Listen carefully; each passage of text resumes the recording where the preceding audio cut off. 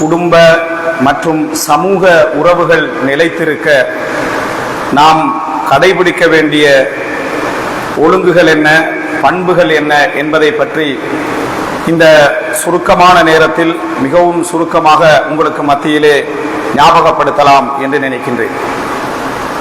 அன்புள்ள சகோதரர்களே, இந்த உலக வாழ்க்கையிலே ஒரு முஃமினுக்கு இறைவன், குறிப்பாக இஸ்லாம் எமக்கு வைத்திருக்கக்கூடிய மிகப்பெரிய பாக்கியமே என்னவென்று சொன்னால், ஏகத்துவத்திற்கு பின்னால் ஈமான், அல்லாஹ்வை ஈமான் கொள்ளுதல் என்ற அந்த ஏகத்துவத்திற்கு பின்னால் அவன் கடமையாக்கி இருக்கக்கூடிய கடமையான வணக்க வழிபாடுகளுக்கு பின்னால் இந்த உலகத்திலே ஒரு மிகப்பெரிய அமல் ஒன்று இருக்கும் என்றால் அது குடும்ப மற்றும் சமூக உறவுகளை பேணுதல் என்பதுதான். அல்லாஹ் ரப்புல் ஆலமீன் குர்ஆனிலே சமூக உறவுகள் விஷயத்தில் சில இடங்களிலே நாம் அவர்களுக்கு விரோதமாக, அவர்களோடு முரண்பட்டு, அவர்களை விட்டு ஒரு படி பின்னின்று ஒதுங்கி நிற்பதற்கு சொல்லக்கூடிய ஒரே ஒரு இடம் இந்த மார்க்கத்தோடு அவர்கள் முரண்படுகின்ற இடம் மட்டும்தான். அந்த மார்க்கத்தோடு முரண்படுகின்ற இடத்தில் அவர்கள் பெற்றோர்களாக இருக்கலாம், அவர்கள் எப்படிப்பட்ட அந்தஸ்திலே உள்ளவர்களாக இருக்கலாம், அந்த விடயத்தில் அவர்களுக்கு வழிபட வேண்டாம் என்று என்ன செய்கிறது குர்ஆனும் சுன்னாவும் எங்களுக்கு சொல்கிறது. ஆனால் அது தவிர அந்த இடத்திலும் கூட அவர்களுடைய உறவுகளை முறித்துக் கொள்வதையோ, அவர்களிடத்தில் கடினமாக நடந்து கொள்வதையோ இஸ்லாம் என்ன செய்யவில்லை, எமக்கு வழிகாட்டவில்லை. எனவே இஸ்லாமிய சமுதாயத்திலே அதனூடாக மிகப்பெரிய நன்மையும் அல்லாஹ் ரப்புல் ஆலமீன் நமக்கு என்ன செய்கிறான், வைத்திருக்கிறான்.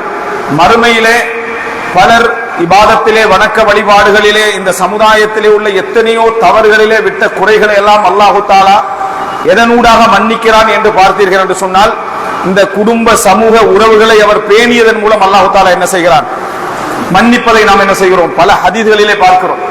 அப்படி என்றால் நாம் இலகுவாக நன்மைகளை தேடிக்கொள்ள முடிந்த பல இடங்களில் ஒன்று இந்த உறவுகளை பேணுதல் என்பது.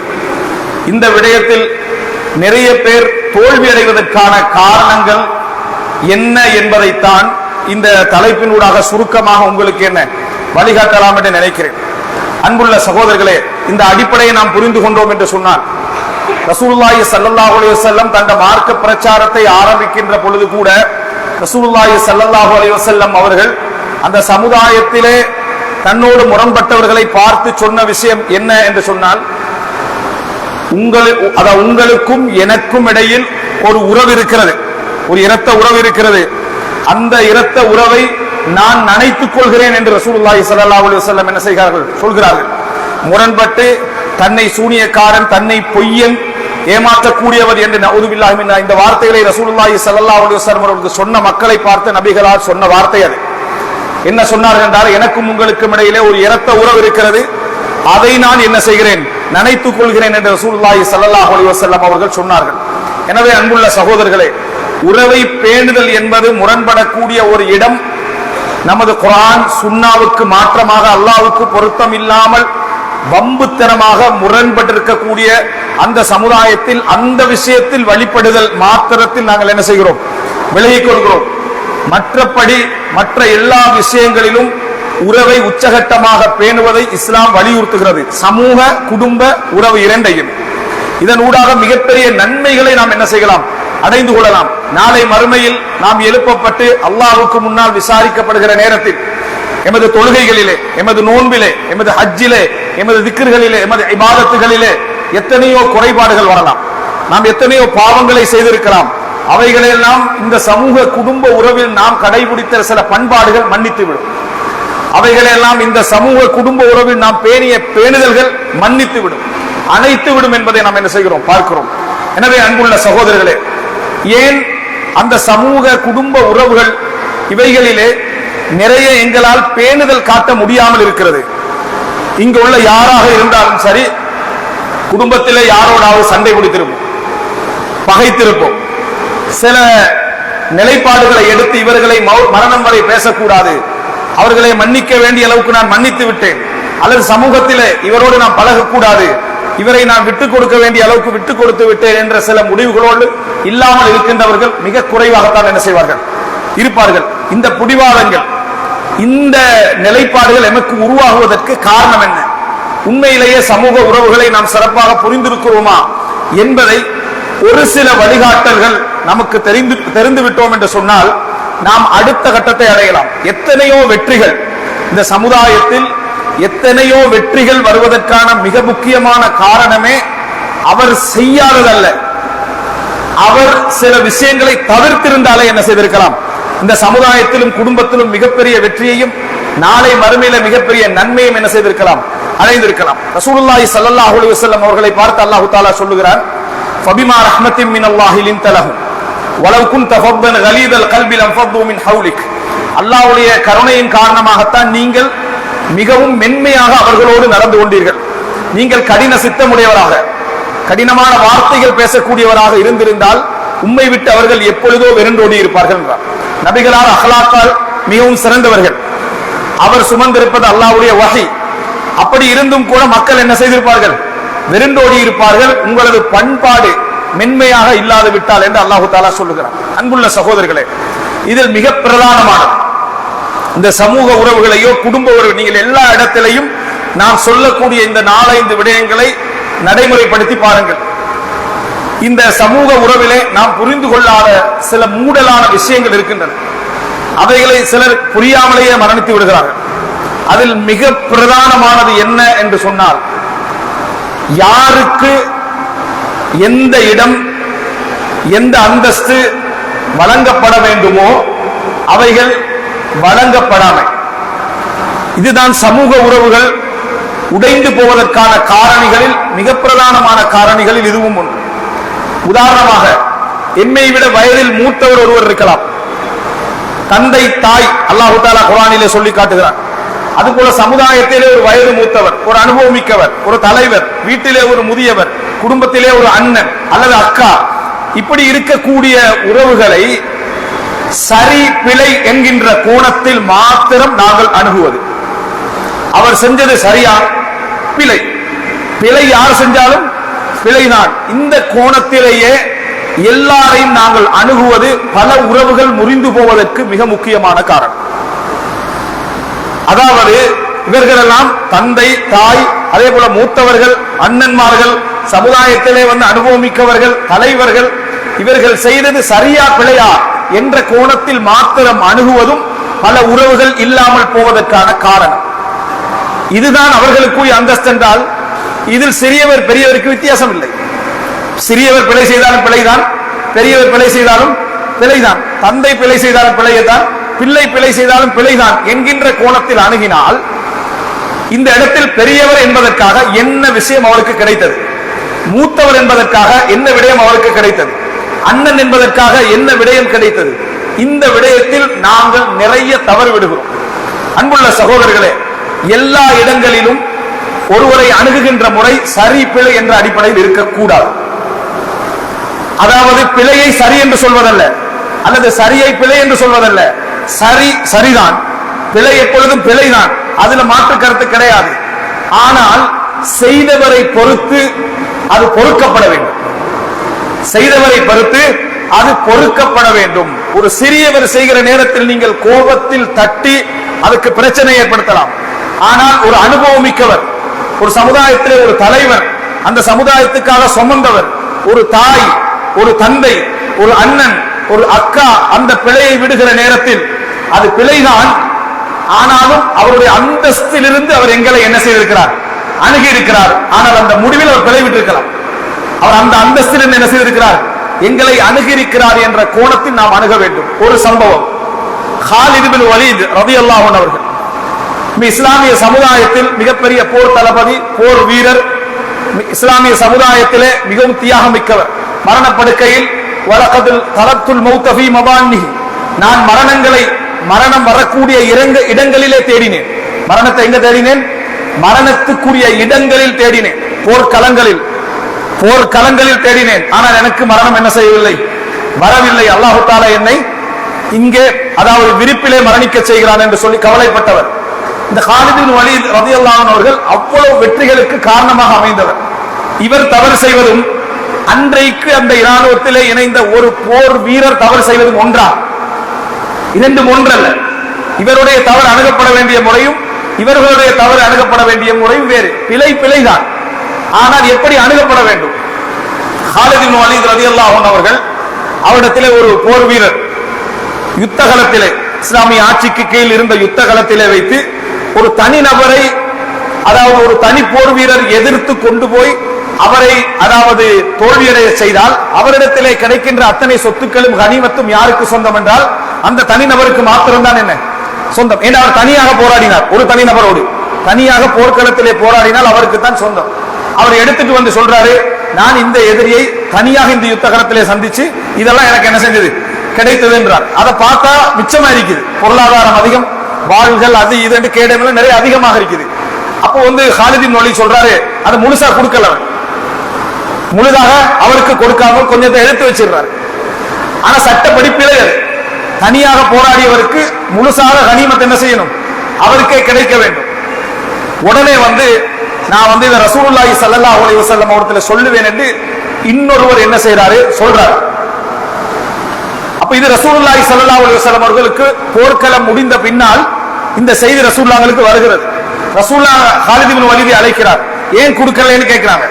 காலித் பின் வலீத் ரலியல்லாஹு சொல்றாரு, இஸ்தக்தர்துஹு, அதிகமாக நான் கருதினேன், இது நிறைய இருக்குது, அதனால கொஞ்சத்தை கொடுத்தேன். ரசூல் ஸல்லல்லாஹு அலைஹி வஸல்லம் சொன்னாங்க, லா அத்திஹி, முழுசா என்ன செஞ்சிருங்க, இதை கொடுத்து விடுங்கள். ஏன்னா அதான் சட்டம், தனியே போராடியவருக்கு அதான் சட்டம், அதை கொடுத்துருங்க அப்படின்னு சொல்றாங்க. கொடுத்துட்டார். தீர்ப்பு வழங்கி வெளியே போனவுடன் காலித் பின் வலீதுடைய சட்டையை பிடிக்கிறார். யாரு? ரசூலுல்லாஹ் எவருக்கு சார்பாக தீர்ப்பு வழங்கினாரோ அவர் பிடிச்சு சொல்றாரு, பழி தீர்த்துட்டனா, நீங்க செஞ்ச வேலைக்குரிய பதில் இப்ப கிடைச்சிட்டா அப்படின்னு அவர்கிட்ட கேட்கிறார். போதுமா? எங்களுடைய வார்த்தைகளை சொன்ன என்னது, இப்ப போதுமா, கிடைச்சிடான்னு கேட்கிறார். இது ரசூலுல்லாஹி ஸல்லல்லாஹு அலைஹி வஸல்லம் உடைய செவிகளுக்கு வருகிறது. ரசூல் ஸல்லல்லாஹு அலைஹி வஸல்லம் காலித் பின் வலீதை அழைத்து சொன்னார், லா துஹ்திஹி, கொடுக்க வேண்டாம் என்றார். இது என்ன செய்ய வேண்டாம், கொடுக்க வேண்டாம். விட்டு சொன்னமா மசலுக்கும், உங்களுக்கும் உங்கள் உதாரணம் என்ன தெரியுமா? கமஸலி ரஜுலின், ஒரு மனிதர் ஒட்டகங்களை எல்லாம் மேய்த்து அதை அப்படியே கொண்டு ஒரு நீர் புகட்டக்கூடிய இடத்துக்கு கொண்டு வருகிறார். அந்த நீர் புகட்டக்கூடிய இடத்திற்கு அந்த ஒட்டகங்களை எல்லாம் நீர் குடிக்க வைக்கிறார். நீர் தெளிந்த அந்த நீர், ஒட்டகங்கள் நீர் குடித்த பின்னால் அந்த இடத்திலே கலங்கி போகிறது. குடிச்ச பின்னால கலங்கி போகிறது. இப்ப அந்த நீரில் தான் யார் குடிக்க வேண்டியது? அந்த மேய்த்து வந்தவர் குடிக்க வேண்டியிருக்கிறது. இது போன்றுதான் உங்களது உதாரணம். தெளிந்த நீரெல்லாம் ஒட்டகங்களுக்கு, கலங்கிய நீரெல்லாம் உங்கள் தலைவர்களுக்கா என்று ரசூலுல்லாஹி ஸல்லல்லாஹு அலைஹி வஸல்லம் அவர்கள் என்ன செய்தார்கள், அங்கே மிகவும் கண்டித்து பதில் சொன்னார்கள். அதாவது ஒரு மனிதன் ஒரு சமுதாயத்தை வழிநடத்தி உருவாக்கி அதை ஒரு இடத்துக்கு கொண்டு வருகிற நேரத்திலே ஒரு களங்கம் அவருக்கு ஏற்பட்டுவிடும், ஒரு பிழை ஏற்பட்டுவிடும், ஒரு தவறு செய்து விடுவார். ஆனால் அவரது அந்த வரலாறு, அவர் கடந்து வந்த வாழ்க்கை, ஒரு தந்தையாக, ஒரு அண்ணனாக, ஒரு அக்காவாக, ஒரு சமூக தலைவராக, ஒரு பள்ளி தலைவராக, ஒரு ஊர் தியாகியாக உருவாகின ஒரு மனிதர் வாழ்க்கையிலே விடுகின்ற ஒரு தவறு அவருடைய டோட்டல் வாழ்க்கையையும் நீங்கள் களங்கப்படுத்துகின்ற இடத்துக்கு போவதை ரசூலுல்லாஹி ஸல்லல்லாஹு அலைஹி வஸல்லம் அவர்கள் எச்சரித்தார்கள். சஹீஹ் முஸ்லிமிலே வரக்கூடிய செய்தி. ஒரு தந்தை ஒரு தவறாக முடிவெடுக்கிறார், தந்தை செய்தாலும் தவறுதான் என்கின்ற அமைப்பில் அதை அணுக வேண்டும். என்ற தந்தை பல சரியான முடிவுகள் எடுத்ததனால் நான் இங்கே இருக்கிறேன். அதனால் ஒரு சகோதரர், ஒரு அண்ணன் ஒரு தவறான ஒரு இடத்திலே வைத்து ஒரு தம்பிக்கு என்ன செய்யறாரு, கோபமாக அடிச்சிடுறாரு, கண்ணம் சிவக்கின்ற அளவுக்கு அடித்து விடுகிறார். அவருடைய வயது 42, இவருடைய வயது 50. ஆனா அவர் அசையாம நிற்கிறார். திருப்பி எந்த பதிலும் என்ன செய்யல, சொல்லல. அவர் அடிச்சது தவறாக கேட்கப்பட்ட பொழுது என்ன சொன்னார்? அடிச்சது எனது அண்ணன், அடிக்கிற உரிமை அவருக்கு இருக்குது, தவறாக அடிச்சிட்டார். தவறாக என்ன செஞ்சிட்டாரு, அடிச்சிட்டாரு. இடம் பிழையே தவிர உரிமை உள்ளவர் எனக்கு அடிச்சாரா இல்லையா? உரிமை உள்ளவர் தான் செஞ்சாரு, தவறாக புரிந்து என்ன செஞ்சாரு, அடிச்சாரு. அண்ணனாக இருந்தாலும் தவறாக அடித்தால் தவறுதான் என்ற அணுகுமுறையும் இந்த அணுகுமுறையும் மிகப்பெரிய வித்தியாசம். அன்புள்ள சகோதரர்களே, பல உறவுகள் பிளந்து, அதாவது அடிபட்டு போவதற்கு, கலங்கி போவதற்கு இந்த அணுகுமுறை தான் காரணம். அந்த நேரத்தில் அந்த தலைவர் படுற வேதனை, அல்லது அந்த தந்தை படுகின்ற வேதனை, அல்லது அந்த அண்ணன் படுகின்ற வேதனை, அல்லது அந்த அக்கா படுகின்ற வேதனை என்ன தெரியுமா? 20 வருஷம் உங்களோடு பட்ட கஷ்டங்கள், 20 வருடம் உங்களுக்காக இழந்த இழப்புகள், 20 வருடம் உங்களுக்காக சுமந்த சுமைகள், அவைகள் தான் அவனுடைய எண்ணங்களுக்கு. என்ற ஒரு தவறு அவனுக்கு மன்னிக்க முடியாம போயிட்டு, இந்த தவறு அவனுக்கு பொறுக்க முடியாமல் போய்விட்டது என்ற வேதனை தான் அவங்களுக்கு என்ன செய்கிறது? அதிகமாக ஏற்படுகிறது.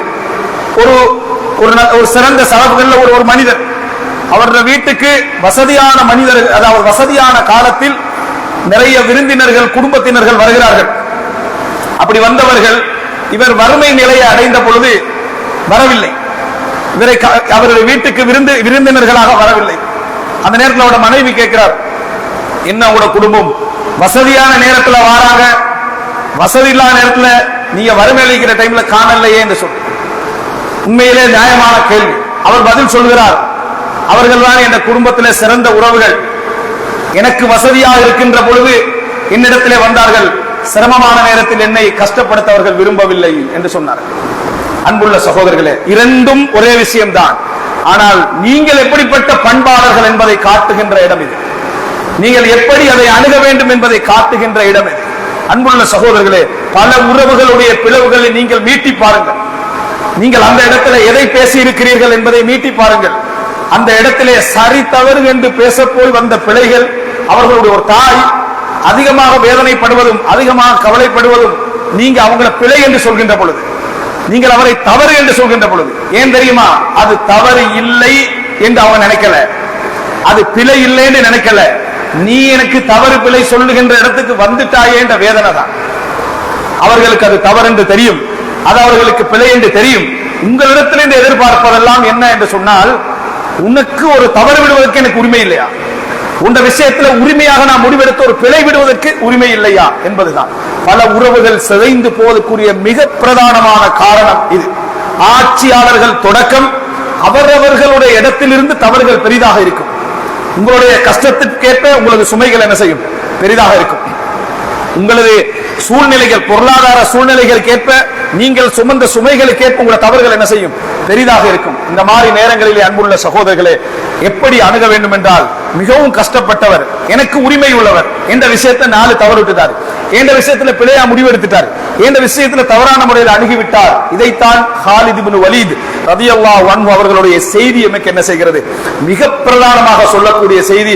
நீங்கள் எப்பொழுதுமே அந்த உதாரணத்தை கவனத்திலே வைத்துக் கொள்ளுங்கள். ஒட்டகங்களை மேய்த்து வந்து அந்த நீரை குடிக்க விட்ட பின்னால் களங்கங்கள் அவருக்கும், அவர் அந்த மேய்த்து வந்தார் அந்த நாள் முழுதான சுமைகள், அதனால கிடைத்த சுகங்கள் உங்களுக்குமா என்று ரசூலுல்லாஹி ஸல்லல்லாஹு அலைஹி வஸல்லம் கேட்டார்கள். அதை மாற்றி அமைத்தார்கள் என்பதை பார்க்கிறோம். எனவே அன்புள்ள சகோதரர்களே, சில பொழுதுகளில் ஆபத்துகளுக்கு ஏற்ப இஸ்லாம் என்ன செய்யும் தெரியுமா? உரிமைகளையும் பங்கிடும். ஆபத்துகளுக்கு ஏற்ப உரிமைகளை பங்கிடும். ஒரு வீட்டிலே மூத்த அண்ணனாக இருக்கக்கூடிய ஒருவருக்குள்ள சுகங்களை போல் சுமைகள் அதிகம். ஒரு வீட்டிலே கடைசி பிள்ளையாக இருக்கக்கூடிய ஒருவருக்கு பெரும்பாலும் சுகங்களை போல சுமைகள் அதிகம். சுகங்களை போல் சுமைகளும் அதிகம் என்பதை நாம் என்ன செய்ய வேண்டும்? புரிந்து கொள்ள வேண்டும். இதற்கு ஏற்பத்தான் நிறைவு. சில விஷயங்கள் இந்த சமுதாயம் புரிந்து கொள்வதற்கு டைம் எடுக்குது. சில நேரங்களிலே சொத்து பிரிப்பு சம்பந்தமாக இதெல்லாம் இந்த அந்தஸ்தை வைத்து நாம் புரிந்து கொள்ள வேண்டிய சில முக்கியமான விஷயங்கள். அதை வைத்துத்தான் சரி பிழைகள் அணுகப்பட வேண்டும். பிழைதான், சரிதான். ஆனால் சில நபர்களுக்கு ஏற்ப உரிமைகள் என்ன செய்யும்? வித்தியாசப்படும். இந்த அடிப்படையை புரிஞ்சுக்கிறோம், ஆனா நாங்க எல்லாருக்கும் அப்ளை பண்றது இல்லை. அன்புள்ள சகோதரர்களே, சொத்து பிரிவுகிற நேரத்தில் சிலர் சொல்வார்கள், ஒரு மகள் ஒரு மனைவி இருக்கிற நேரத்தில் ஒரு தாய் இருக்கிறார், சொத்தை பிரிச்சா எப்படி பிரிக்கணும்? தாய்க்கு 6 ஒன்று போக போகிறது, மனைவிக்கு 8 ஒன்று போக போகிறது, பிள்ளைக்கு அரைவாசி போக போகிறது. பேலன்ஸ் ஆகிறது வந்து அந்த மௌத்தாயின நபருடைய சகோதரிக்கு போகும், அல்லது சகோதரனுக்கு போகும், அல்லது சகோதரன் 2 பேருக்கு என்ன செய்யும்? போகும். என்ன கேள்வி வருது? 25 வருஷமா இவரோட நாங்க இருக்கிறோம், 25 வருஷமா அவரோட நம்ம கஷ்டப்படுறோம், 30 வருஷமா இருக்கிறோம். சொத்து எண்ணத்துக்கு தங்கச்சிக்கு போகணும், சொத்து எண்ணத்துக்கு சகோதரனுக்கு போகணும் கேட்கிறாங்க. அன்புள்ள சகோதரர்களே, உறவுடைய அல்லாஹ்வுடைய சட்டம், அல்லாஹ் ஒரு சட்டத்தை போடுகிறான் என்றால் கஷ்டங்களுக்கு ஏற்ப சுகங்களை அல்லாஹ் பங்கிடுவான். நீங்க 25க்கு பிறகு அவர்களோட கஷ்டப்பட்டவர்கள், நீங்கள் 25 வயசுக்கு பின்னால் அவரோடு கஷ்டப்பட்டவர்கள், 25 வருடமாக கஷ்டப்பட்டவர்கள் தான் சகோதர சகோதரி. ஆரம்ப 25 பின்னால ஒரு 25 பிரிச்சுக்கங்க. ஆரம்ப 30 பின்னால 30 பிரிங்க. ஆரம்ப 30 வாழ்ந்தவர்கள் யார்? சகோதரர்களும் சகோதரிகளும். சிரமப்பட்டவர்கள் யார்? சகோதரர்களும் சகோதரிகளும். நீங்க முடிக்கிற நேரம் அவர் சம்பாதிப்பதற்கான ஆரம்ப நேரம். அவர்கள் வாழ்ந்த நேரம் இவர் சம்பாதிப்பாரா சம்பாதிக்க மாட்டாரா, முன்னேறுவாரா முன்னேற மாட்டாரா, குடும்பத்துக்கு செலவழிப்பானா செலவழிக்க மாட்டானா என்ற நேரம். அவர் இருந்த நேரம் உணவு பரிமாற நேரத்தில் அரைவாசி அவருக்கு கொடுக்கணும் அல்லது நாளில் ஒன்று அவருக்கு கொடுக்கணும். தங்களது உணவுகளை பங்கு வைத்த நேரம். அல்லாஹ் சொத்தையும் அப்படி பங்கு வைக்கிறார். எல்லோருக்கும் எப்பொழுதுமே கடைசி தான் ஞாபகம் இருக்கிறது.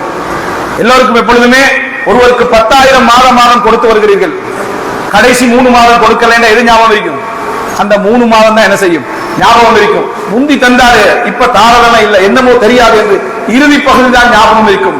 இந்த எங்கள் அடியார்களில் நன்றி உடையவர்கள் குறைவு. ஆனா அல்லாஹ்வுடைய சட்டம் அப்படி இருக்காது. சிரமங்களை அல்லாஹ் தஆலா பகிர்ந்து விடுகிறான் என்பதை பார்க்கிறோம். எனவே அன்புள்ள சகோதரர்களே, சிரமங்களுக்கு ஏற்பத்தான் ஒரு அல்லாஹ் ரப்பல் ஆலமீன் சுகங்களை பங்கிடுவான். ரசூலுல்லாஹி ஸல்லல்லாஹு அலைஹி வஸல்லம் இடத்திலே ஒரு வழக்கு வருகிறது. இதை நீங்க மிக அடிப்படைகளாக புரிந்து கொண்டாலே பல உறவுகளுக்கு நீங்கள் தலை சாய்ப்பீர்கள், மௌனமாக இருப்பீர்கள், அவமானப்படுகிற நேரத்திலும் அமைதியாக இருப்பீர்கள். காரணம், அவர் தாயாக இருக்கலாம், தந்தையாக இருக்கலாம், சில பொழுதுகளில் தன்னை 30 வருஷமாக கவனித்த கணவனாக இருக்கலாம், சில பொழுதுகளில் தன்னை 30 வருடமாக பராமரித்த மனைவியாக இருக்கலாம். அதற்காக நீங்கள் மௌனமாக இருக்க வேண்டிய ஒரு கட்டம் வந்தால் நீங்கள் மனிதர்களிலே புனிதர்கள், உயர்ந்தவர்கள், பண்பாடு உத்தமர்கள் என அர்த்தம். அதாவது காரணம், உங்களுடைய சிரமங்களை நீங்க என்ன செய்றீங்க? உள்ள பொறுத்துக் கொள்கிறீர்கள். எனக்காக கஷ்டப்பட்டவர் ஒரு நாள் ஒரு வார்த்தை விடுவதில் தவறு என்ன இல்லை, எனக்கு எதிராக நடந்து கொள்வதில் தவறு இல்லை. நிச்சயமாக இந்த உறவுக்கு நம்பிக்கையானவர் என்கின்ற இடம். பல உறவுகள் இதனால் தான் என்ன செய்கின்றன? வீணாகின்றன. அன்புள்ள சகோதரர்களே, ரசூலுல்லாஹ் இடத்துல ஒரு வழக்கு வருகிறது. சுபைர் இப்னு அவ்வாம் ரலியல்லாஹு அன்ஹு ஒரு வயல், அதுக்கு பக்கத்திலே ஒரு நீர் அதாவது நீர்நிலை. அந்த அவருடைய வயலை தாண்டி ஒரு அன்சாரியுடைய வயல். இந்த சுபைர் இப்னு அவ்வாம் ரலியல்லாஹு அன்ஹு என்ன செய்வார்கள் என்றால், அந்த நீர்நிலையுடைய தண்ணீரை தந்த வயலுக்கு எல்லாம் முழுசாக நிரப்பிவிட்டு என்ன செய்வார்? அங்க திறந்து விடுவார் அடுத்த வயலுக்கு. ஆனா நீர்நிலை பொதுவானது, நீர்நிலை பொதுவானது, எல்லாருக்கும் முடியாது. முழுசா திறந்து விட்டா என்ன செய்யலாம்? அதுக்கும் போகும், இதுக்கும் என்ன செய்யும்? இருக்கும். இந்த வழக்கு ரசூலுல்லாஹ் கிட்ட வருது. ரசூல் ஸல்லல்லாஹு அலைஹி வஸல்லம் அவர்கள் சுபைர் இப்னு அவ்வாமை பார்த்து சொல்றாங்க, உங்களுக்கு தேவையானதை எடுத்த உடனே நீங்க என்ன செஞ்சீங்க? அன்சாரி தோழருக்கு திறந்து விட்டு விடுங்கள், முழுசா நிரம்பும் வரைக்கும் பார்த்துட்டீங்க என்ற அமைப்புல சொல்றாங்க. அன்சாரி தோழருக்கு இது ஒரு அநியாயமான தீர்ப்பு மாதிரி வழங்குது. அந்த அன்சாரி தோழர் எல்லா அன்சாரிகளும் நினைச்சிடக்கூடாது, ஒரு சாதாரண ஒரு அன்சாரி தோழராக இருக்கலாம். இது அநியாயமான தீர்ப்பு மாதிரி வழங்கு. ஏன்? நீர்நிலை பொதுவானது, கடல் பொதுவானது, ஆறு பொதுவானது. அப்படித்தான் நம்ம யோசிப்போம். ஆறு பொதுவானது, கடல் பொதுவானது. கடலோரத்தில் உள்ளவனுக்கு உரிமை தான், எனக்குள்ள உரிமைன்னு தான் யோசிப்போம். அப்படி யோசிக்கிறார் அவர். ரசூல் ஸல்லல்லாஹு அலைஹி வஸல்லம் அவர் ரசூலுல்லாஹ் பார்த்து அவர் சொல்றார், அன்கான அதாவது இப்னு அம்மதி, உங்களுடைய அதாவது தந்தையுடைய சகோதரியுடைய மகன் என்பதனால இந்த தீர்ப்பை சொன்னீங்கன்னு கேட்கிறார் ரசூலுல்லாஹ். எப்படி கேட்டாரு? உங்கள் தந்தையுடைய சகோதரியுடைய மகன் என்பதனால, சஃபியா ரலியல்லாஹு மகன் சுபைர், அதனால தானா நீங்க என்ன செஞ்சீங்க? இந்த தீர்ப்பை சொன்னீங்க என்றவுடன் ரசூலுல்லாஹி ஸல்லல்லாஹு அலைஹி வஸல்லம் சொன்னார்கள், சுபைரே, உங்கள் வரப்பு நிறையும் வரைக்கும் தண்ணீரை நிரப்புங்கள், பின்னர் மேலதிகமாக வருவதை என்ன செய்ய? அடுத்தவர்களுக்கு விட்டு விடுங்க. ரசூலுல்லாஹ் இந்த இடங்களில் எல்லாமே காலித் இப்னு வலீதுக்கு உரிமை உண்டு அந்த அரைவாசி பகுதியை எடுத்துட்டு அரைவாசி விடுறதுக்கு. ஆனா ரசூலுல்லாஹ் சட்டத்தை சொன்னார். இங்கேயும் சுபைருக்கு உரிமை உண்டு, முழுமையாக நிரப்பிவிட்டு அனுப்புவதற்கு. ஆனால் ரசூலுல்லாஹ் நல்ல இதை சொன்னாங்க, ஆனா அவர்கள் புரிந்து கொள்ளல. இது ரசூல் ஸல்லல்லாஹு இப்படி தீர்ப்பு சொன்னார்கள் என்று வருது. என்ன காரணம் என்றால், நீர்நிலை பொங்கினால் முதலாவது பாதிக்கப்படுவது எது தெரியுமா? சுபைர் இப்னு அவ்வாமுடைய வயல். அதனுடைய பாதிப்பு முடிந்த பின்னால் தான் அடுத்த வயல் என்ன செய்யும்? பாதிக்கும். ஒரு சுனாமி என்று வந்தா முதலாவது பாதிக்கப்படுற யார் தெரியுமா? அந்த கடலோரத்துல உள்ளவர். அது தாண்டித்தான் அடுத்த என்ன செய்வார்? பாதிக்கப்படுவார். பாதிப்புகளுக்கு ஏற்ப நன்மைகளும் என்ன செய்வாங்க? அதாவது இந்த இஸ்லாம் பகிர்ந்து கொடுக்கும். பாதிப்புகளுக்கு ஏற்பத்தான் ஒரு மனிதனுடைய அந்த தவறுகளும் நன்மைகளுக்கு ஏற்பத்தான் அவருடைய தீமைகளும் என்ன செய்யணும்? பகிரப்பட வேண்டும். இந்த அடிப்படையை மட்டும் நம்ம புரிந்திருந்தோம் என்றா 50க்கு 50 என்று பார்த்திருக்க மாட்டோம். விளங்கிட்டா? சரிக்கு சரி, பிழைக்கு பிழை என்று பார்க்க மாட்டோம். எனக்காக இவர் எவ்வளவு சுமந்தவர், அவர் எனக்கு ஒரு 10 தவறு விடுவதில் தவறு என்ன இல்லை. இதுதானே நம்ம பிள்ளைகிட்ட எதிர்பார்க்கிறோம். நம்ம பிள்ளைகிட்ட நம்ம எதிர்பார்க்கிறோம். பாப்பா என்றதுக்காக உனக்கு 4 சபர் பண்ணலாம் நினைக்கிறோமா இல்லையா? இதுதான் நமக்கு முந்தைய அனுபவசாலிகள், வயசாளிகள், மூத்தவர்கள் எதிர்பார்க்கிறார்கள். ஒரு சகோதரர், ஒரு முஸ்லிம் அல்லாத சகோதரர் பார்க்கிறார், ஒருவருக்கும் இன்னொரு ஒரு பிரச்சனை போய் கொண்டிருக்கிறது. அவர் ஒரு முஸ்லிம் சகோதரர், இளைஞர், ஒரு வயோதிப நபர். அவருக்கு ஒரு ஸ்டிக்கை வச்சு அடிக்கிறாரு, ஏசுறாரு, அந்த அளவுல ஏசி கொண்டிருக்கிறார். இவர் மாடி வீட்டில் இருந்து அதை பார்த்து கொண்டிருக்கிறார். இவர் எதுவும் சொல்லல, விளங்கப்படுத்தி கண்டிக்கிறார். ஆனா அடியை வாங்கி கண்டிக்கிறார். இவர் இறங்கி போறார் அந்த முஸ்லிம் சகோதரர்கள். எதனால நீங்க இப்படி என்ன செய்ய நடந்து கொள்றீங்க? நீங்க ஒரு இளைஞர் தானே. இவர் இப்படி நடந்து கொண்ட டைம்ல என்று ஆக்ரோஷப்பட்டு அவரோட என்ன செய்யறாரு, பேசுறார். தடுக்க வேண்டியதானே சொல்லி அவர் அவசரமாக சொல்றாரு, இஸ்லாம் எங்களுக்கு சொல்லி தந்திருக்கக்கூடிய விஷயம், எங்கள் பெரியவர்களை யார் மதிக்கவில்லையோ, சிறியவர்களுக்கு யார் கருணை காட்டவில்லையோ அவர் எம் இஸ்லாமிய சமுதாயத்தை சார்ந்தவர் அல்ல என்று ரசூலுல்லாஹி ஸல்லல்லாஹு அலைஹி வஸல்லம் சொன்னார்கள். அதனால இந்த முதியவரை அவர் அடித்தாலும் ஏசினாலும் பொறுப்பது எனக்கு இஸ்லாம் காட்டிய வழி என்று சொன்னார். சுப்ஹானல்லாஹ், அந்த வார்த்தை அவரது உள்ளத்தை ஈர்த்தது. அவர் இஸ்லாத்தை ஏற்றுக்கொண்ட மிக பிரபலியமான ஒரு நபராக என்ன செய்தார், மாறினார் என்பதை நம்ம வரலாற்றில் பார்க்கிறோம். பண்பாடு. அன்புள்ள சகோதரிகளே, இந்த ஒரு விடயத்தை நம்ம ஆழமாக பதிந்து கொண்டோம் என்று சொன்னார், நிச்சயமாக பல இடங்களிலே உறவு பிரச்சனைகளில் சரி பிழை என்று பார்ப்பதை விட்டுவிட்டு, அவர் எனது தந்தை, அவர் எனது தாய், வயதில் மூத்தவர், ஊரில் பழையவர், ஊரில் அனுபவம் உள்ளவர், இவர் எனது அண்ணன், இவர் எனது அக்கா என்கின்ற உணர்வுகளோடு நாம் வாழ்ந்திருப்போம். 5 வருடங்கள் 6 வருடம் வாழுகின்ற கணவன் மனைவிகள் பொறுப்பதை விட 30-35 வருடங்கள் வாழ்ந்த கணவன் மனைவிகள் பொறுப்பது அதிகமாக இருக்க வேண்டும். காரணம் என்ன தெரியுமா? அது தவறாகவே இருந்தாலும், அதே தவறு 35 வருடங்கள் தொடர்ந்தாலும் 35 வருடங்களாக ஒரு வாழ்க்கை என்ன செய்திருக்கிறது, பயணித்திருக்கிறது. அப்படி என்றால் ஏதோ ஒரு நல்ல பண்பு உன்னிடமோ அவரிடமோ இருக்க போய் என்ன இது தொடர்ந்து இருக்கிறது. அப்படி என்றால் அதை பொறுப்பதற்கு மிகவும் தகுதியானவராக நீங்கள் இருக்கிறீர்கள். அது பொறுக்கப்பட வேண்டிய ஒரு தவறு என்பதை புரிந்து கொள்ள வேண்டும். ஆனால் பலர் அந்த திருமண நாளையே ஞாபகப்படுத்திக் கொண்டிருப்பார்கள். இவரை முடிக்க இருக்கலனா இன்னொரு ஆளை முடிக்க இருந்தது, ஆனா 35 வருஷமா வாழ்க்கை போயிட்டு. சுப்ஹானல்லாஹ், இது 2 பேரும் வரலாறும் பிள்ளைகளுக்கும் பேர பிள்ளைகளுக்கும் கடத்தி கொண்டே இருப்பாங்க. 35 வருஷம் வாழ்ந்தாச்சு, ஆனா அதை கடத்தி கொண்டே இருப்பார்கள். நினைச்சு பாருங்க, எவ்வளவு ஒரு வேதனையான சம்பவத்தை நீங்கள் இருவரும் சிரித்து கழித்துக் கொண்டிருக்கிறீர்கள். ஆனால் உள்ளத்தில் ஒரு வேதனை. அது அன்புள்ள அப்படி இருக்கக்கூடாது. ஒரு குறிப்பிட்ட காலம் நமக்கு தாண்டி விட்டால் அல்லாஹ் தஆலா எனக்கு ஒரு ஹைரையே என்ன செய்திருக்கிறார், தேர்ந்தெடுத்திருக்கிறான் என்கின்ற அமைப்பில் எங்களது பயணம் இருக்க வேண்டும். எனவே இந்த மிக முக்கியமான ஒரு பண்பாட்டை நாமும் நமது பிள்ளைகளுக்கும் சொல்லிக் கொடுக்க வேண்டும். ஒரு ஆசிரியர் அடிக்கிற நேரத்தில் சில பொழுது அவர் தவறாக அடித்திருப்பார். மோசமாக அடிக்கக்கூடிய ஆசிரியர்களை சொல்லவில்லை, முறையாக தண்டிக்கக்கூடிய ஆசிரியர் ஒரு தவறான கருதுகோளில் அடித்திருப்பார். பிள்ளை வந்து உனக்கு அடிச்சாரான்னு விசாரிக்க வேண்டாம், ஆசிரியர் தான் அடிச்சாரு, ஏதோ விளங்கி அவர் என்ன செஞ்சிருப்பாரு, அடிச்சிருப்பார் என்கின்ற அமைப்பில் பிள்ளைகளை மதிக்க பழக்குங்கள். ஒரு அண்ணனும் தம்பிக்குரிய சண்டை வந்தன ஏன் அடிச்சா என்று விசாரிப்பதை விட அண்ணன் தானே அடிச்சா கொஞ்சம் சபர் பண்ணி பழகு, இப்படி பழக்குங்கள்.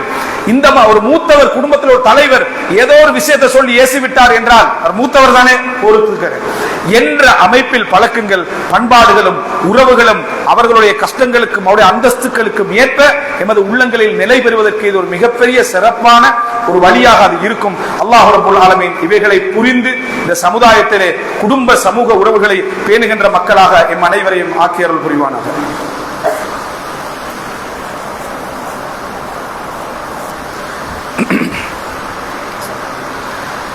إن الحمد لله نحمده ونستعينه ونستغفره ونعوذ بالله من شرور أنفسنا ومن سيئات أعمالنا من يهده الله فلا مضل له ومن يضلل فلا هادي له وأشهد أن لا إله إلا الله وحده لا شريك له وأشهد أن محمدا عبده ورسوله أما بعد. அன்புள்ள சகோதரர்களே, இந்த உறவை பேணுதல்களில் நான் ஏற்கனவே சொன்ன அந்த தலைப்போடு சம்பந்தப்பட்ட இன்னொரு செய்தியை சொல்லிவிட்டு அடுத்த 1-2 விஷயங்களை நான் சொல்லுகிறேன். அந்தஸ்துகளுக்கேற்ப நாம் பொறுக்கப்பட வேண்டும் என்பதை நாங்கள் தாய் தந்தையுடைய விஷயத்தில் நிறைய விளங்கி வச்சுக்கிறோம். ஆனால் மற்றவர்களுடைய விடயங்களில் நாங்கள் என்ன செய்யவில்லை, அதிகமாக அதை புரிந்து கொள்ளவில்லை.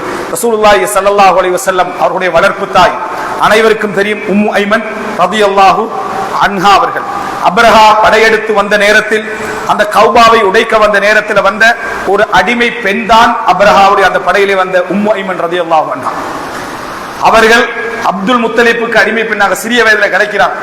அதுக்கு பின்னால ஹதீஜா ரலியல்லாஹு அன்ஹாவுக்கு என்ன, அதாவது ஆமினாவுக்காக என்ன செய்றாங்க, கொடுக்கப்படுறாங்க. பின்னர் என்ன அப்துல்லாவுக்கு கொடுக்கப்படுறாங்க. பின்னர் ரசூலுல்லாஹி ஸல்லல்லாஹு அலைஹி வஸல்லம் உடைய வளர்ப்புக்கு அவங்க என்ன செய்றாங்க, காரணமாக என்ன செய்தார்கள், அமைந்தார்கள் இந்த உம்மு ஐமன் ரலியல்லாஹு அன்ஹா. இவங்க வளர்ப்பு தாய், சின்ன வயதுல என்ன செஞ்சவங்க, தாய் போல வளர்த்தவங்க, பால் ஊட்டல். அவர்கள் ரசூலுல்லாஹி ஸல்லல்லாஹு அலைஹி வஸல்லம் அவர்கள் ஒரு நாள் அவங்க வீட்டுக்கு போறாங்க, சாப்பாடு வைக்கிறாங்க, சாப்பிடுங்கன்றாங்க. நபிகளார் சாப்பிடுவதற்குரிய சூழ்நிலையில் இல்லை, சாப்பிடக்கூடிய அமைப்பில் இல்லை. அங்க உம்மு ஐமன் ரலியல்லாஹு அன்ஹா அவர்கள் நபிகளாரை அதட்டிக் கொண்டே இருந்தார்கள், கடுமையாக அதட்டிக் கொண்டே இருந்தார்கள். அந்த சாப்பிடாததுக்காக நபிகளார் புன்முறுவல் பூர்த்து கொண்டே இருந்தார்கள். நபிகளார் புன்முறுவல் பூர்த்து கொண்டே இருந்தார். பால் குடி சகோதரியும், அத பால் குடி தாயும் அல்ல, பெற்றெடுத்த தாயும் அல்ல, அழிக்க வந்த படையிலே வந்த ஒரு அடிமை பெண்ணாக இருந்து சுதந்திரமாக ஆகி ரசூல் ஸல்லல்லாஹு அலைஹி வஸல்லம் அவர்கள் வளர்த்த தாய். ஆனால் உம்மி பஅத உம்மி, என் தாய்க்கு பின்னால் தாய் என்று சொல்லக்கூடிய அமைப்பில் வாழ்ந்தவர்கள்.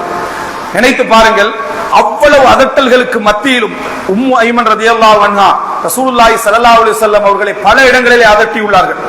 ஒரு சொத்து மதீனாவுக்கு வந்த நேரத்தில், அவர்கள் ஹிஜ்ரத்துக்கு வந்த நேரத்தில் அந்த சொத்து அவங்களுக்கு கொடுக்கப்பட்டிருந்துச்சு டெம்பரரியாக, அதை திருப்பி கொடுக்கப்படணும், நான் திருப்பி தரமாட்டேன்றாங்க உம்மு ஐமன் ரலியல்லாஹு அன்ஹா. ரசூல் ஸல்லல்லாஹு பைத்துல் மால்ல இருந்து ஒரு பங்கு கொடுக்கறாங்க, ஒரு பகுதி கொடுக்கறாங்க, இதை வச்சுக்கிட்டாங்க, அது போதாது, இன்னும் தாங்க இன்னும் தாங்க, கிட்டத்தட்ட 10 முறை கேட்டார்கள். 10 முறையில் நபி அவர்கள் அதிகரித்து கொடுத்தார்கள். சுப்ஹானல்லாஹ். நீங்க நினைத்து பாருங்கள், உம்மு ஐமன் ரலியல்லாஹு அன்ஹா வளர்த்த ஒரே காரணமாக நபி அவர்கள் எப்படி நடந்து கொள்கிறார்கள் என்றால், நாமெல்லாம் எப்படி நடந்து கொள்ள வேண்டிய ஒரு இடத்திலே இருக்கிறோம். ஒரு இமாம் தந்த மாணவர்களுக்கு படித்துக் கொண்டிருக்கக்கூடிய இது போன்ற ஒரு சபையிலே தாய் வருகிறார். தாய் வந்து சத்தமிட்டு சொல்றாங்க, கோழிகளுக்கு தீனை போட்டுட்டு வாங்கன்னு சொல்லி சத்தமிட்டு சொல்கிறார்கள். அந்த அறிஞர் அந்த இடத்திலிருந்தே எழும்பி போய் அந்த கோழிகளுக்கு தீனியை போட்டு விட்டு வந்து மஜ்லிஸ்ல என்ன செஞ்சாரு, உட்கார்ந்தார். சுப்ஹானல்லாஹ். பண்பாடு. நமக்கு யார் சொல்கிறார், சொல்லக்கூடியவர் யார், எப்படிப்பட்டவர், அவங்க எந்த அந்தஸ்து இருக்கிறாங்க என்பதுதான் நம்மிடத்தில் இருக்க வேண்டுமே தவிர நமது கௌரவம், நமது அந்தஸ்து இவைகள் நமக்கு இருக்கக்கூடாது. இந்த பண்பாடு மாத்திரம் நமது உள்ளத்துக்குள் சேருமாக இருந்தால் மறுமை நாளில் உங்களுடைய அஜிர் ஒரு வேறொரு இடத்திலே இருக்கும்.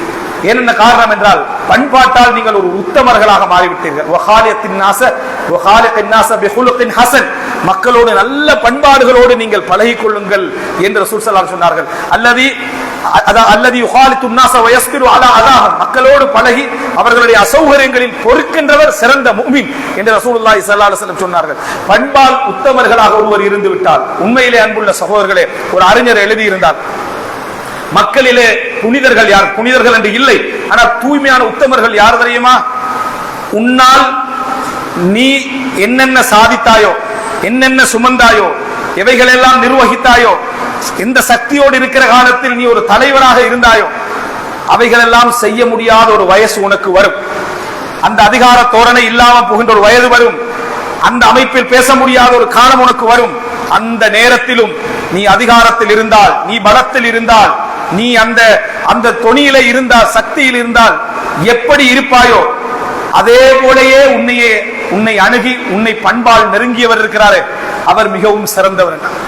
உனக்கு நீ வீல் சேர்ல தான் இருக்கிற, அசைய முடியாது, ஆனா உன்னோட புள்ள வந்து அனுமதி கேட்கிற, வாப்பா இதை செய்யவா, அப்பா போகவா, பாப்பா ஆச்சரியப்படுவார், என்ன நீ முடிவெடுத்துக்க, நீங்க சொன்னா தான் நான் செய்வேன். நீங்க சக்தியாக இருக்கிற காலத்தில் உங்களை எப்படி நீங்க அவர்களை எப்படி நிர்வகித்தீர்களோ அதே போல் நீங்கள் சக்தியற்ற காலத்தில் உங்களை அதே அந்தஸ்திலே வைத்து அணுகக்கூடியவர் பண்பாடு உத்தமர். அன்புள்ள சகோதரர்களே, இது மிக முக்கியம். இதனால்தான் தன் எதிரி வீழ்ச்சி அடைகின்ற பொழுதும், பலமாக இருந்த எதிரி வீழ்ச்சி அடைகிறானே என்று ஒரு அடுத்த தரப்பில் உள்ளவன் கவலைப்பட்டால் அவன் உண்மையில் பண்பாடு என்ன, ஒரு உத்தமர். அன்புள்ள சகோதரர்களே, இது மிக முக்கியமான பண்பாடு. எப்பொழுதுமே அவரவர்களுடைய அந்தஸ்துக்கு ஏற்ப நாம் என்ன செய்ய வேண்டும், இவைகளை அணுக வேண்டும் என்பது. அன்புள்ள சகோதரர்களே, பண்பில் மிக முக்கியமான 2வது காரணத்தை சொல்லி நான் முடித்துக் கொள்கிறேன். இது நான் சொல்லக்கூடிய இந்த முதல் தலைப்பு மிக விரிவாக பேசப்பட வேண்டிய ஒரு தலைப்பு. பல கோணங்கள் இதுக்கு இருக்கின்றன. 2வது என்ன தெரியுமா, இந்த உலகத்திலே நாம் உறவை பேண வேண்டும் என்றால், இந்த உலகத்திலே நாம் உறவில் நடந்து கொள்ள வேண்டும் என்றால், சிறப்பான ஒரு உறவு நமக்கும் மற்றவர்களுக்கும் நிலைக்க வேண்டும் என்றால், அடுத்தவர்களுடைய காரணங்களை ஏற்றுக்கொண்டு அவர்கள் சொல்லாத காரணங்களை தேடாமல் இருக்க, அவர்கள் சொல்லாத காரணங்களை, அதாவது இது ஏன் செஞ்சாரு, இது எதுக்கு செஞ்சாரு, ஏன் வரல, ஏன் வந்தார், எதற்காக நடந்தார், எதற்காக நடந்து கொள்ளவில்லை என்ற காரணங்களை தேடாமல் வெளிப்படையான செயலை பொறுத்து நடந்து கொண்டு செல்வது மிகவும் கஷ்டமான காரியம். நிறைய பேருக்கு மிகவும் கஷ்டமான ஒரு காரியம். நமக்கு சம்பந்தப்பட்டவனமாக இருக்கலாம், நமக்கு சம்பந்தப்படாத பிரச்சனைகளாக இருக்கலாம். நமக்கு வழங்குகின்ற நீதியை நாங்கள் அடுத்தவர்களுக்கு வழங்குவதில்லை. நமக்கு நீதிபதியாக, நமக்கு வாதியாக, பிறருக்கு நீதிபதியாக எங்கட பண்பாடுகள். நமக்கு வாதியாக இருப்போம் எப்பொழுதும், நமக்கு லோயர், நம்முடைய விஷயங்களுக்கு. அடுத்தவர்களுடைய விஷயங்களுக்கு நம்ம போய் ஜட்ஜ், நீதிபதி. இந்த மாதிரி நடந்து கொள்ளாமல் அடுத்தவர்களுடைய காரணங்கள் கிடைத்தால் அந்த வெளிப்படையாக அதை ஏற்றுக்கொள்வது. ஆனா அப்படி ஏற்றுக்கொள்ள மாட்டோம். சும்மா பொய் சொல்றான், சும்மா காரணம் சொல்றான், சும்மா விளக்கம் சொல்றான், நமக்கு தேவையில்லாத சப்ஜெக்டும் தான். இதை நம்ம ஏற்றுக்கொள்ள, அது நம்ம தம்பியாக இருக்கலாம், அண்ணனாக இருக்கலாம், குடும்பமாக இருக்கலாம், யாராக இருக்கலாம், அனைவருடைய காரணங்களையும் வெளிப்படையான தோற்றத்திலே ஏற்றுக்கொள்ளுது. சொல்லப்படாத காரணங்களை தேடாமல் இருத்தல், சொல்லப்படாத காரணங்களை தேடாமல் இருத்தல் மிக முக்கியமான உயர்ந்த ஒரு பண்பாடு. இமாம் மாலிக் ரஹிமஹுல்லாஹ் அவர்கள் மிகப்பெரிய வணக்கசாலி, மிகப்பெரிய இபாதத்தாலி. 5 நேரம் பள்ளிக்கு வந்து ஜனாசாக்களில் கலந்து கொண்டு ஜும்மாவில் கலந்து கொண்டவர். ஆனால் கொஞ்சம் காலமாக ஜனாசாக்களுக்கு வரவில்லை, 5 நேர தொழுகை பள்ளிகளுக்கு வரவில்லை. மாணவர்கள் கேட்கிறார்கள், வீட்டிலேயே தரிசனம் நடத்த ஆரம்பிச்சாரு. ஏன் நீங்க பள்ளிக்கு வருவதில்லை என்று இமாம் மாலிக் ரஹிமஹுல்லாஹ் இடத்திலே கேட்டார்கள். இமாம் மாலிக் ஒரு வார்த்தை சொன்னார், மனதிலே அடிப்படையாக, காயிதாவாக, விதியாக எழுதி கொள்ளுங்கள். என்ன சொன்னார்னா, லைஸ குல்லு நாஸ் யக்திர் ஐ யதகல்லம பிஉத்ரிஹி, எல்லா மக்களும் தங்கள் காரணத்தை சொல்லுவதற்கு சக்தி பெற்றவர்கள் அல்ல என்று சொன்னார். எல்லா மக்களும் தங்களுக்குள்ள நியாயமான காரணத்தை சொல்லுவதற்கு சக்தி பெற்றவர்கள் அல்ல என்று சொன்னார். அப்படின்னா என்ன? எனக்கு ஒரு நியாயமான காரணம் இருக்குது, அந்த காரணத்தை எனக்கு என்ன செய்ய முடியாது, சொல்ல முடியாது என்று சொன்னார்கள். அன்புள்ள சகோதரர்களே, இதுதான் விதி. நமக்குள்ள எல்லா காரணங்களையும் நம்ம வெளியே சொல்ல முடியுமா? நமக்குள்ள எல்லா காரணங்களையும் நம்ம வெளிப்படுத்த முடியுமா? வெளிப்படுத்தினாலும் முழுமையாக வெளிப்படுத்த முடியுமா? இப்படித்தான் உலகத்திலே நம்மளோடு இருக்கக்கூடிய நமது தாய், நமது தந்தை, தந்தைக்கும் தாய்க்கும் காலாகாலமாக ஒரு பிரச்சனை இருக்கும். உங்களுக்கு ரீசனே என்ன செய்யாது, விளங்காது. எப்படி உங்களுக்கும் உங்கள் மனைவிக்கும் சில ரகசியங்கள் பிள்ளைகளுக்கு சொல்ல முடியாதோ அதுபோல்தான் அவர்கள், அதுபோல்தான் இப்படித்தான் மக்களோடு இருக்கக்கூடிய அத்தனை பேரும் இருப்பார்கள். அன்புள்ள சகோதரர்களே, சில பொழுதுகளிலே அவர் குற்றவாளியாக இருந்து கொண்டிருப்பார், குற்றவாளி பின்னால் இருப்பார். ஆனால் அவருக்கு சில நியாயங்கள் இருக்கும், அந்த நியாயங்களை உங்கள்கிட்ட சொல்ல முடியாது. அதை சொன்னால் இவரும் அவரும் சேர்ந்து குற்றவாளியாக கருதப்படுவார் என்பதனால் மௌனமாகவே சில காலங்கள் என்ன செய்யும், கழிந்து கொண்டிருக்கும். எனவே அன்புள்ள சகோதரர்களே, சில காரணங்கள் சொல்ல, சிலர் நியாயமா, உமர் ரலியல்லாஹு அன்ஹு அவர்கள் கொல்லப்பட்ட வரலாற்றிலே எந்த நியாயத்துக்காக உமர் கொல்லப்பட்டார் தெரியுமா? அதான் முகைரத் இப்னு ஷுபா ரலியல்லாஹு அன்ஹு அவர்கள் ரசூலுல்லாஹ் உமர்ட்ட வந்து சொல்றாங்க, முகைரத் இப்னு ஷுபாவுடைய வேலைக்காரர் அபூ லுஅலுஆ வந்து சொல்றாரு, முகீரா என்னோட மோசமா நடந்து கொள்றாரு, தவறா நடந்து கொள்றாரு, எஜமானன் அவர்கிட்ட கொஞ்சம் சொல்லி வைங்க என்ற அமைப்புல சொல்றாரு. உமர் ரலியல்லாஹு அன்ஹு சொல்றாங்க, ஒரு எஜமானன் உங்களுடைய மிக சிறப்பாக நடந்து கொள்ளுங்க, கட்டுப்பட்டு நடந்து கொள்ளுங்க என்று சொல்லி அனுப்புறாரு. ஆனா மனசுக்குள்ள நினைச்சு கொண்டாரு, முகீராட்ட என்ன செய்யணும், சொல்லணும், சிறப்பான முறையில நடந்து கொள்ள வேண்டும் என்று. உமர் மிகப்பெரிய தலைவர், எஜமானனுக்கும் வேலை செய்கின்றவனுக்கும் இடையிலே உள்ள பலகீனத்தை பயன்படுத்த மாட்டார். பயன்படுத்த எப்படி சொல்லணும், அப்படி நடந்து கொள்றாரா, அவர்கிட்ட 2 வார்த்தை நான் சொல்றேன்னா இவர் என்ன செஞ்சிருவாரு, கொஞ்சம் மேலுக்கு போயிடுவாரு, எஜமானுடைய அந்தஸ்து என்ன செஞ்சிடும், கீழுக்கு போயிடும். அதனால இவர்கிட்ட சொல்லாம அவர்கிட்ட சொல்லணும்னு நினைச்சாரு. உமர் இப்படி நடந்து கொண்டாரு என்பதற்காகத்தான் உமர் கொல்லப்பட்டார், என்பதற்காகத்தான் உமர் கொல்லப்பட்டார் என்பது அவர்தான் கொண்டார். எனவே அன்புள்ள சகோதரர்களே, சில பொழுதுகள்ல சில நியாயங்களை நம்ம மனசுல இருக்கும். அவர் உங்களுக்கு ஏசிருப்பாரு, இப்படி நடந்து கொள்ளாத, ஆனா மனசுல நினைச்சிருப்பாரு, சிறந்தவன், என்னை திருத்த நினைக்கிறார், என்கிட்ட கேள்வி கேட்கிறாங்க, ஆனா நீங்க புரிஞ்சு கொள்ள மாட்டீங்க. எனவே அன்புள்ள சகோதரர்களே, சில விஷயங்களில் அடுத்தவர்களுடைய காரணிகள், அடுத்தவர்களுடைய ரீசன்கள் எங்களுக்கு தெரியாமல் இருக்கலாம், தெரியாமலே போகட்டும், தெரியாமல் இருப்பது சிறந்ததாக கூட என்ன செய்யலாம், இருக்கலாம். அப்படிப்பட்ட ஒரு நிலையில் நாம் என்ன செய்ய வேண்டும், இருக்க வேண்டும். ஒன்றில் காரணங்கள் தெரிந்தால் அதை ஏற்றுக்கொள்ள, அல்லது தெரியாத காரணிகளாக இருந்தால் அதை கேட்காமல் இருத்தல்.